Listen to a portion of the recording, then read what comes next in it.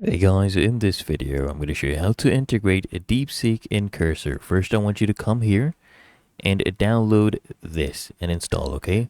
Gaia. You can get this on GitHub. This is the exact URL.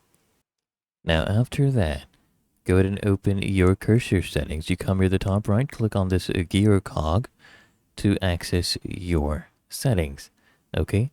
Now here, I want you to locate your LLM, backend configuration. So click on models, okay? Now come here and click on add model. So you need to configure the following, okay? Your base API URL is basically your Gaia node HTTPS URL.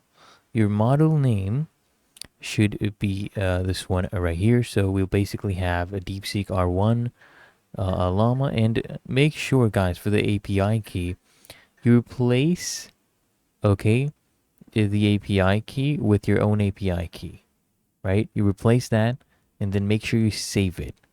And it's really that easy and simple. If you found this helpful, make sure you smash that like button and subscribe to frequently asked questions. I'll see you in the next one.